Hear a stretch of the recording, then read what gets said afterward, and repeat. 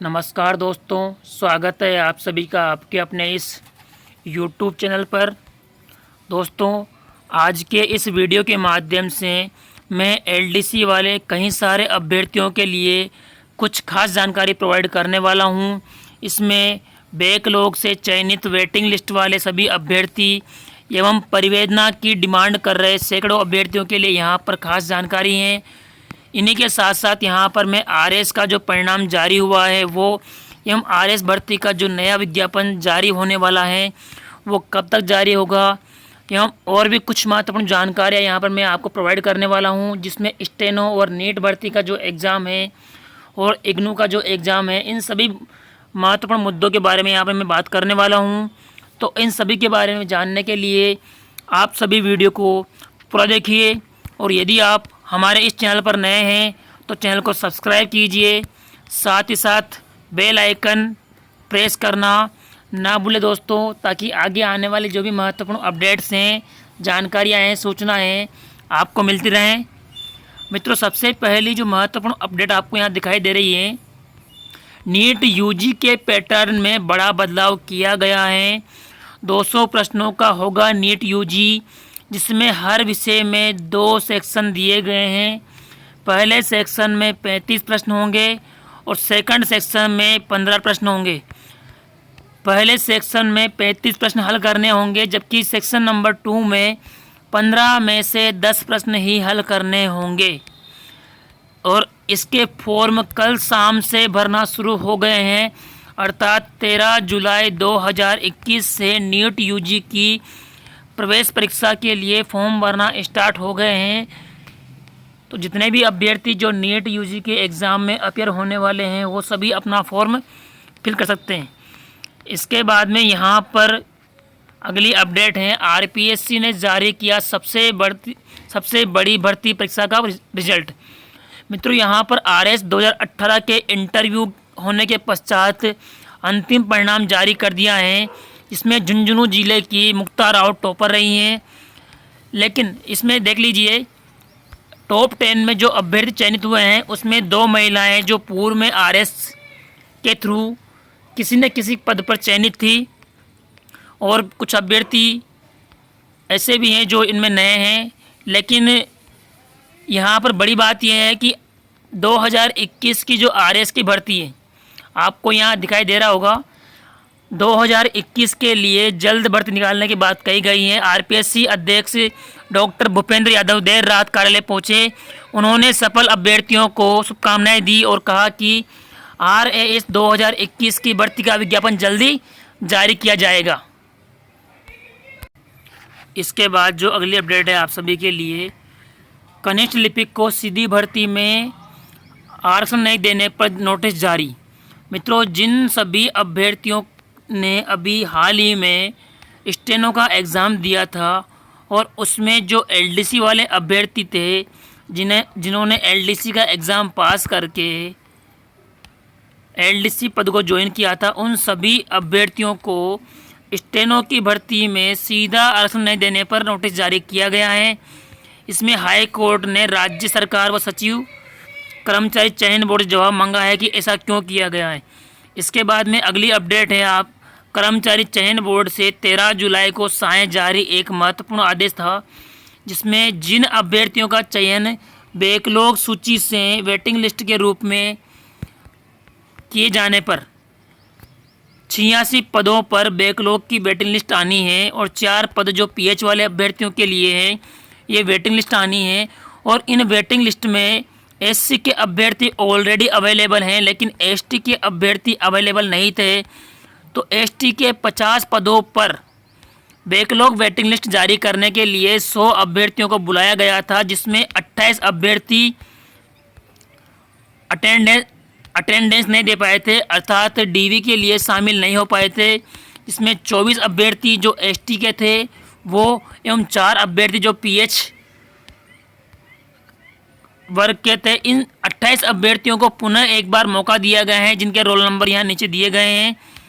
मित्रों, जिस प्रकार से मैंने कट ऑफ के बारे में बताया था, वो कट ऑफ के बारे में जहाँ तक मेरी जानकारी में है, जो कट ऑफ मैंने यूट्यूब वीडियो पर प्रोवाइड किए हैं वो एकदम सत्य हैं, क्योंकि लगभग जिस प्रकार से 28 अभ्यर्थी शामिल नहीं हुए हैं तो 72 अभ्यर्थी रह जाते हैं और 50 सीटों के लिए 72 अभ्यर्थियों में चयन किया जाएगा। तो डेफिनेटली कट ऑफ आराम से 1 से 1.5 मार्क्स कम होने में कोई बड़ी बात नहीं है दोस्तों। अब इन 28 अभ्यर्थियों में 24 अभ्यर्थी ऐसे हैं जो केवल और केवल एसटी के हैं और 4 अभ्यर्थी बैकलॉग के हैं। अब बैकलॉग के चारों अभ्यर्थी पहले डीबी में शामिल नहीं हुए थे और इन 24 अभ्यर्थियों में से अब भी ऐसा अनुमान है कि लगभग 5 से 10 अभ्यर्थी ही डीबी के लिए शामिल हो पाएंगे, बाकी नहीं। तो लगभग 80 अभ्यर्थी जब डीबी के लिए शामिल होंगे तो 80 अभ्यर्थियों में से 50 अभ्यर्थियों का चयन करने पर डेफिनेटली कट ऑफ 1 से 1.5 मार्क्स कम हो जाएगी। और एससी वाले अभ्यर्थियों की डिमांड का कहना था कि कट ऑफ का जो अनुमान है गलत है मित्रों। 5.5 से 0.9 का जो क्राइटेरिया है बताया गया था। अब ऐसा कोई ऑथेंटिसिटी तो नहीं है कि 0.5 ही कम होगी या 0.9 ही कम होगी। इस क्राइटेरिया के बीच में कितनी भी कट ऑफ कम होना संभव है। अगर 0.4 से 0.8 के बीच भी कट ऑफ कम होती हैं तो वो भी हमारे क्राइटेरिया जो अनुमान लगाया है उससे बाहर नहीं है। लेकिन 36 पदों के लिए एससी वाले बैकलॉग अभ्यर्थियों का चयन किया जाएगा। उसमें बहुत सारे अभ्यर्थी आपको ऐसे मिल जाएंगे जिनका कहीं ना कहीं किसी और पद पर चयन हो गया होगा, तो डेफिनेटली वो यहाँ नहीं आने वाले। और उसके अलावा केवल एससी वाले अभ्यर्थी हैं, ना कि जनरल के सीट वाले हैं, ना कि ओबीसी सीट वाले हैं। केवल एससी वाले अभ्यर्थियों को बुलाया जाएगा तो डेफिनेटली कट ऑफ 0.4 से 0.8 के बीच में लगभग कम हो जाएगी और जो अभ्यर्थी इस दायरे में आते हैं उनका चयन लगभग संभव है। इन सभी अभ्यर्थियों को एक बार फिर से सूचित किया जाता है कि ये सभी अभ्यर्थी अपने डॉक्यूमेंट्स लेकर दिनांक 16 जुलाई 2021 को प्रातः 10:30 से 5:30 बजे के बीच में बोर्ड में पहुंच जाए और अपना डीबी करवा लें। इसके बाद में अब अगली जो महत्वपूर्ण जानकारी है परिवेदना वाले अभ्यर्थियों के लिए है। मित्रों, परिवेदना के बारे में महत्वपूर्ण बात यह है कि परिवेदना जारी करवाने के लिए कुछ साथियों ने गूगल फॉर्म भरवाया था, जिसके माध्यम से लगभग 1584 अभ्यर्थियों ने परिवेदना की डिमांड की है। अब 1584 अभ्यर्थियों की परिवेदना की डिमांड है। कुछ अभ्यर्थियों की डिमांड बहुत ही खास हैं। उन अभ्यर्थियों के लिए कहीं ना कहीं परिवेदना के माध्यम से गृह जिला या होम टाउन या होम डिस्ट्रिक्ट अलॉट किया जाना बहुत ज़रूरी है। कुछ अभ्यर्थियों की डिमांड कोई खास नहीं है, लेकिन कुछ छात्र और छात्राएं ऐसे हैं जिनके डिमांड बहुत ही स्तर तक की हैं और उनके लिए परिवेदना का निस्तारण किया जाना बहुत ही ज़रूरी है। अब इन 1584 अभ्यर्थियों की डिमांड को अगर बोर्ड पूरा करता है तो उसके लिए लगातार परिवेदना की डिमांड को करते हुए एआरडी में धरना दिए बैठे हैं। और इस परिवेदना की डिमांड 2 तरीके से हैं। पहली डिमांड तो जो होम डिस्ट्रिक्ट को लेकर है कि होम डिस्ट्रिक्ट या होम टाउन अलॉट किया जाए, और सेकंड जो डिमांड है कुछ अभ्यर्थी डिपार्टमेंट को चेंज करवाने को लेकर भी डिमांड कर रहे हैं। तो ये दोनों परिवेदना हैं, लेकिन प्रमुख परिवेदना होम डिस्ट्रिक्ट को लेकर हैं। गृह जिला अलॉट किए जाने को लेकर कई सारे अभ्यर्थी परेशान हैं, क्योंकि गृह जिला इसलिए चाहिए कि बहुत दूर रखकर इतनी सी सैलरी में अभ्यर्थियों का गुजारा करना बहुत मुश्किल है आज के इस दौर में।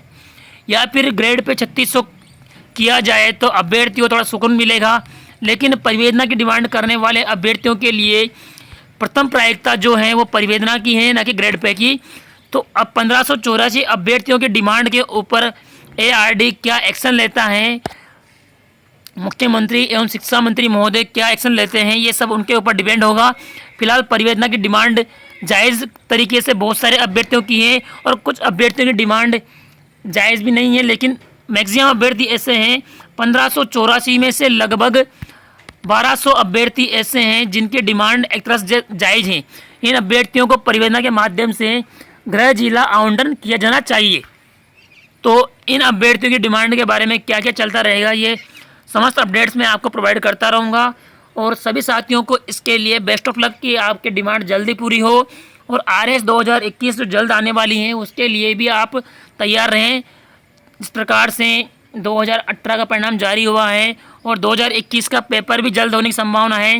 विज्ञापन आने के 3 महीने के अंदर अंदर प्री का एग्ज़ाम होने की संभावना रहेगी।